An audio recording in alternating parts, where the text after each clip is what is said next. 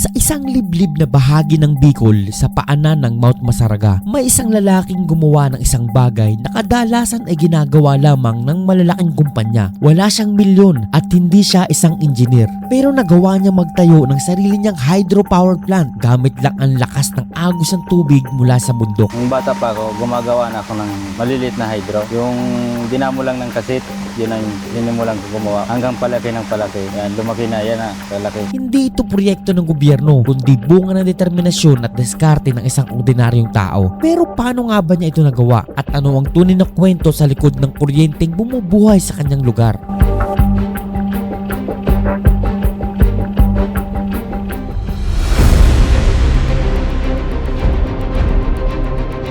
Para malaman ko ang tunay na kwento sa likod ng isang hydropower plant na itinayo ng isang ordinaryong Pilipino, ay naglakbay kami ng halos 10 oras. Dati ay napakahirap maglakbay papuntang Bicol dahil sa sobrang lubak ng daan. Pero ngayon ay unti-unti nang naaayos ang mga kalsada. Sobrang napabilib ako sa imbensyon na ito, kaya kahit malayo at kahit mataas ang presyo ng gasolina ay pinilit kong puntahan para masagot ang aking mga katanungan. Paano nga ba nagawa ng isang ordinaryong tao na makapagtayo ng isang sariling hydropower plant sa ganitong lugar? Sa totoo lang, hindi mo agad maiisip na posible yun. Kaya sa paglalakbay na ito, gusto naming makita mismo kung ano ba talaga ang nasa likod ng kwentong ito at kung paano niya nagawa ang isang bagay na para sa iba ay parang imposibleng mangyari.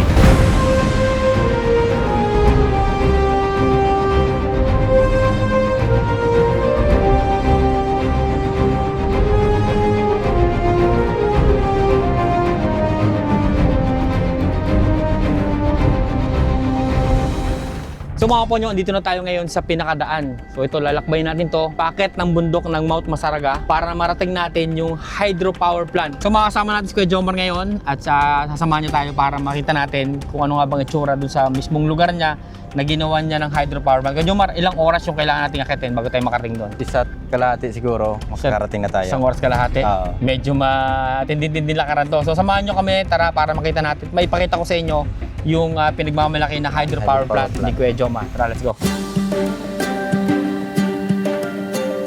Isang oras at kalahati, ito ang haba ng oras na kailangan naming lakarin para marating ang kinaroroonan ng mismong lugar. Kailangan naming akitin ang bundok ng Mount Masaraga kung saan dito nakatayo ang imbensyong hydropower plant. So mga po nyo, itong ayon kay Kuya Jomar, yung nilalakaran natin ngayon is yung daanan ng mga quarry. Dito kumukuha ng mga graba, mga bato, lahat ng ginagamit sa construction. Buti na lang kahit pa paano merong ibang daan na mas malapit at hindi masyadong matarik. Pero nga lang, kailangan natin maglakad ng isang oras kalahati kasi hindi na advisable na dumaan dito yung mga sasakyan. Medyo delikado na daw para pasok pa natin yung mga sasakyan natin.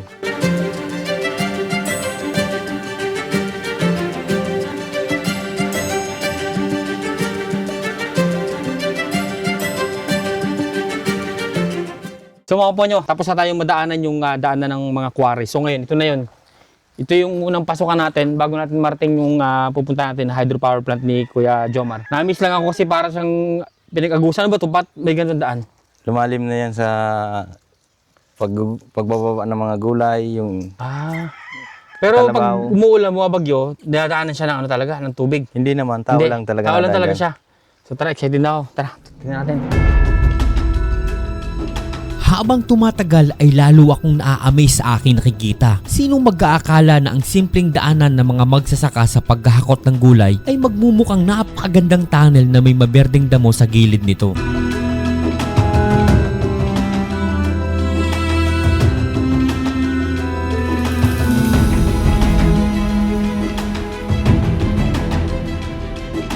So ito naman, ito yung isang daanan na habang lumalayo, lalong papasok na papasok yung ating dadaanan. Lalong So yan, lumalalim. parang lumalalim. Para siyang tunnel, mga po nyo yan. Para saan itong daanan na to, Jomar? Ito yung daanan ng Kalabaw. Kalabaw. Dating daanan din ng tao. Wow, wow. Nung mababaw pa siya, daanan namin yan. Oh. Oo, ngayon lumalalim na. Lalong lumalalim na to kasi Wow. Lamig. ayun, malamig na. Tignan mo mga po nyo, para tayo nasa tunnel dito sa loob. Para talaga siyang tunnel. Sobrang napabilib ako sa daanan na to dahil kahit sobrang hirap na ginagawa ng ating mga magsasaka ay gumagawa sila ng paraan para mapadali ang pagbababa ng mga gulay na kanilang inaani galing sa bundok ng Mount Masaraga. Kasi nga masyadong matarik mga po nyo. Kaya gumagawa sila ng mga ganitong daanan. So yan, bakit yung parang pinaka ano? Nabubuo lang ito sa katagalan. Oo. Kasi nagsimula yan dyan hanggang pa lalim ng palalim. Tapos lumalalim, no? Ayos. Ang ganda nito. Parang nasa Avatar. Yan yung mga punyo. Diba? Tinan nyo mabuti yung tsura natin dito. So, napakaganda. Dumaan sa ganitong lugar kasi nga, tinan nyo, para tayo nasa Avatar. Ang ganda. Ang haba pa. Pwede talagang pasyalan ng mga tao. Di namin alintana ang pagod sa paglalakad dahil sa aming nakikita. Pagkalipas ng ilang minuto ay nakalabas na rin kami sa wakas sa isang malalim na daanan. Sa wakas mga punyo, nalagpasan natin yung isang daanan na parang tunnel. Medyo mahaba din, pero okay naman. Ganda ng experience. So halos lahat ng daanan ganito. Puro nakalubog sa lupa. Nagpatuloy kami sa aming paglalakad sa gitna ng kagubatan. Wala akong idea kung gaano nga ba katagal pa ang aming kailangan lakarin. At sa aming patuloy na paglalakad ay nadaanan namin ang isang hose na nakakonekta sa bukal galing sa kabundukan. Kailangan tayong bukal dito. Inom muna tayong tubig para ma-press tayo ng konti.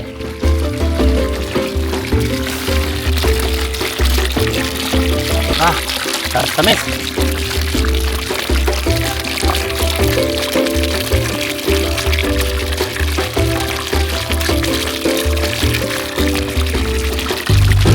Tamis talaga yung tubig na galing bukal. Sobrang tamis. Sarap.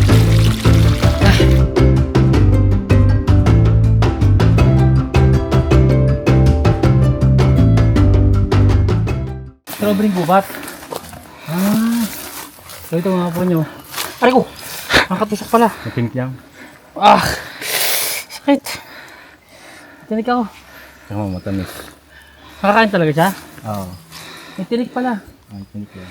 So ito mga po nyo. Hindi yung tatawag doon nila ng strawberry gubat. Ayan. Strawberry talaga siya. Oo. Okay lang siya kainin? Oo. Tama. Ang tamis. Tamis. Maasim-asim na matamis. Meron pa. Matamis na maasim. Mga po nyo. Strawberry gubat.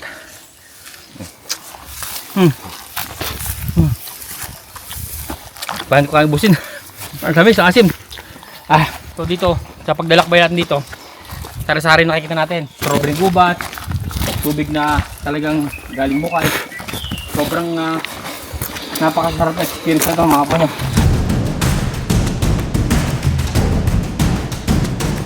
Mga po nyo, lampas tayo ng kalahati. Ngayon, tinatawid natin yung mga ilog. Kailangan natin tawiran para marating natin yung lugar ni Kuya Jomar.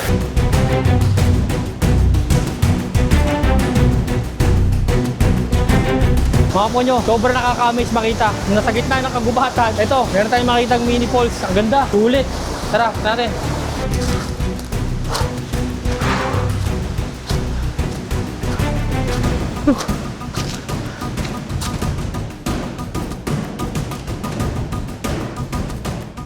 So ito mga punyo. So ito yung sinasabi ni Kuya Jomar na ram pump. So yan. So nagpapatakbo dyan ay Tubig. tubig lang din. Oo. Walang kahit anong kuryente o ano. Ayun yung tinaas niya. Ayun, kataas. Yung inakyat niya. Ito sa taas, no? Ang Oo. taas ng to. Grabe, ilan yung dalawa? Isa dito, tapos may isa pa doon. Oo. Okay. So ito, yung mga punyo. Napakagaling ni Kuya Jomar kasi naisip niya itong gumamit ng ram pump. Hindi na kailangan gamitan ng kuryente. Ang nagpapaandar na lang dyan is yung agos ng tubig, no? Tubig na lang ang nagpapagana niyan. So kaya niyang iakyat yung tubig hanggang sa may tuktok sa may bahay. Oo. Grabe, galing. Tingnan naman, oh, yan, oh. Tuloy siya 24/7 umaandar, walang tigil sa pagpump ng tubig. Wow. So dito sa kabila, meron pa rin. Meron pa. So ito naman yung isa pa. Ayun, oh. So naririnig natin yung tunog niya, oh. Lakas. So ito mga puno. Yan, ito yung isa pang ram pump na nandito sa kabila. So wala din tigil 24/7. Maandar lang yan. So gamit lang yung ano ng gasol, no? Oo. Nakabuo si Kuya Jomar ng isang ram pump na kayang mag-pump ng tubig paakyat doon sa may bundok mula dito sa baba. So yung tubig na umaagos sa baba, Pakita mo. umakyat doon sa may tuktok doon. Pinakataas pa ng nyug na yan. Yung pinakataas ng nyog, kaya. Oo, No? tuktok niyan eh. Kasi andun pa sa taas eh. Ang lakas. Grabe. So maraming hindi gumagamit ng ganitong klase ng pump. Gamit lang nila kuryente. So ngayon, puntahan na natin yung pinaka-hydro Hydropower power plant. plant na ginawa ni Kuya Jomar. Naku, yun lang, dadaan tayo sa tubig. Dadaan tayo dyan. Oo. Ang tubig, oh. Yan yung mga po nyo. Unlimited source ng tubig. Grabe. Ang lakas ng tubig dito. Kita nyo naman, oh. Napaka-solid.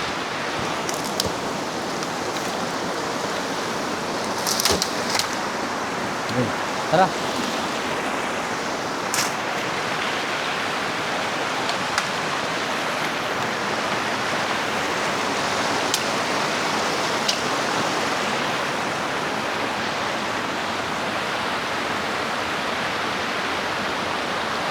Hop. Hop, ya. Ayos. Tao. Ay, dito.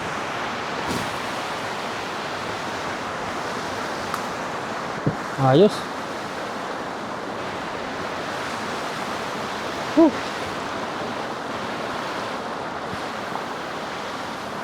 Wow.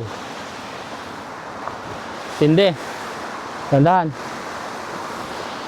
So ito mga po nyo. Sa wakas, din natin yung hydropower plant ni Kuya Jomar. Ano to? 24/7 umaandar. Oo. Walang tigil talaga. Walang tigil. Oo. Ganda naman ito. So dito, ito yung pinaka-makina niya. Oo. Ito yung nagbibigay ng kuryente. Tapos dito, ang ginawa mo, nalagyan mo siya ng pillow block. So ito mga po nakakabilib na makita na mula doon sa agos ng tubig, ito nakagawa si Kuya Jomar ng kuryente. Ilang kilowatts yung generate niyang kuryente? 3 kilowatts. 3 kilowatts. Imagine nyo, 3,000 watts ang kaya niya generate. 3 kilowatts. Tuloy-tuloy, walang tigil, 24/7. Walang ginagamit na gasolina, pero ito nakapag-generate ng kuryente. So, Kuya Jomar, paano mo to nabuo? Pwede ba ikwento mo sa amin kung paano mo siya nabuo talaga? Paano ko ito nabuo? Maraming trial and error kung ginawa ito. Ilang beses, hanggang dati doon ko ginawa sa dulo, hanggang pumunta ko dito. Dito ko nakuha ng pisto yung hydro. Nagsimula ako sa maliit, ilang beses na ako nagpalit ng ganyan, hanggang nakuha ko na yung 3 kVA. Yan na yung gumana na hydro, lumaki. Kaya na magpagana ng video, okay, grinder, blender, rice cooker, lahat ng gamit sa loob ng bahay, kaya na magpagana. Yung mga piyesa mo, saan mo tanggalin? Paano mo nakuha yun? Yung pisa ko, hinahanap ko lang yan sa Lazada. Yung iba sa junk shop, yung iba sa electronics part na nabibilihan. Tapos binubuo mo yun. At saka binubuo ko na. Paano mo nabuo yung motor niyan? I mean, yung saan galing, kung saan mo nabili, pwede mo kwento mo sa amin.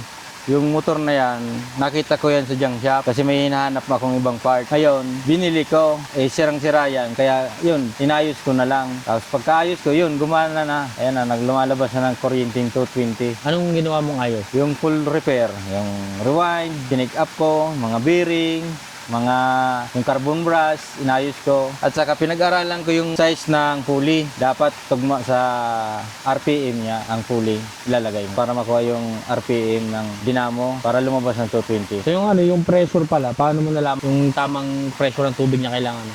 Yung tamang pressure naman, nakuha ko yan. Kasi di ba isang tubo lang, hindi ko nakukuha yung tamang pressure. Kaya gumawa akong Y, ayun yung Y. Yung ginawa ko yung Y, ayun, nakuha ko yung pressure. 2 tubo na nagsusupply ng hydro. So mga po nyo, andito na tayo sa bahay ni Kuya Jomar. Titingnan natin. Kuya Jomar, ano ba yung ginagamitan ng kuryenteng ginawa mo dun sa baba na hydropower plant mo na? Gumagamit ako ng kuryente para sa aking mga pananim na kamatis, may kape. Oh, Yan ang dinidiligan ko ito. okay. So ito ito gamit to kuryente Ito dito. yung kuryente, ito yung water pump. Oo. Yan. So yung kuryente niya nagagaling doon sa ginawa mong hydropower ayan. plant. Gumagana na siya. Okay. May ikot na, no? Oo. Ayan yung sinusupply Ayun, niya. okay. So yun mga po nyo. So makita nyo yan, oh. So yun yung purpose niyan. Pag binuhay niyo yung pump, no, didilig ng mga pananim ni Kuya Jomar na mga kamatis, tapos yung mga kape, ayan. Ayos, no? So, at ang maganda pa dito mga po nyo, yan. Meron din siya ditong palaisdaan na mga tilapia. Yan naman yung overflow galing sa ram pump. Yung ginawa mong ram pump na Oo. pang ano ng tubig. Pang Dilig ng alaman, pwede sa... So yung mula sa baba, inaakit mo yung tubig dito pataas. Oo. Sa bahay ko, ginagamitan ko itong amplifier, pwede mag-video, okay. Ito, amplifier. Oh, ito yung AVR para saktong 220, ayan. Saktong 220 ang dadaloy. Oh, tapos ito yung grinder. Kaya ng grinder. Imagine nyo mga po nyo. Andito tayo sa bundok, pero merong kuryente na gagamit si Kuya Jomar, no? Ayan, grinder. Diba? Galing. Sipin nyo. Okay. So, dahil sa hydropower plant na ginawa ni Kuya Jomar, meron siyang kuryente na gagamit dito sa kanyang bahay. Sa ibabaw tayo ng bundok, mga kaponyo. So, yung mga halaman mo talaga, yun talaga ang ginagawang ramp pump, yun ang nagbibigay ng Gumagawa rin ako ng kukupit. kukupit. Yeah. So, ito mga kaponyo, tingnan nyo yung tubig, Unlimited. Ayan, Unlimited yung tubig dito. So, ito pa yung, saan mo ginagawa yung kukupit mo? So ginagamitan mo rin siya ng kuryente sa paggawa ng kukupit. Dahil sa kuryenteng na-generate niya na hydropower plant, nakakagawa siya ng kukupit. Tulin. Yan, mga po nyo, kukupit lang, ganyan lang siya. Nakakagawa ng kukupit dito sa bundok. Ayos, napakagaling. So, ito na yung finished product. Ito na. Ng panggawa ng kukupit ni Kuya Jomar. Ayan, Ayan na. Lang yung mga... Ayan na. So, diba? So, dahil sa hydropower plant na ginawa ni Kuya Jomar doon sa may baba ng bundok, nakakapag-generate siya ng kuryente. At dito, nakakapag-delete siya ng mga halaman niya. Ayan, Yan. Ito, malakas yung tubig niya dito. Unlimited source ng tubig. May ilaw dito. Ito yung pinaka-pump mo. So, napakalaking bagay talaga kapag unlimited yung source ng tubig at kuryente. So, dito, ginawa ng paraan ni Kuya Jomar na makapag-generate siya ng kuryente niya at magamit niya dito sa kanyang bahay. At yun nga, meron na siyang kuryente, meron pa siyang tubig, wala na siyang problema. Meron pa siyang mga pananim ng mga gulay at meron siyang palaisdaan. Kaya sobrang sulit talaga. Wala nang kailangan sa Kuya Jomar dito. Lahat kompleto na, nandito na. Lahat tayo ay may talento. Ang kailangan lang natin ay madiskubre natin sa ating sarili. Katulad ni Kuya Jomar, hindi man siya nakapagtapos ng kolehiyo, ay pinatunayan niya na kaya niyang gawing posible ang imposible.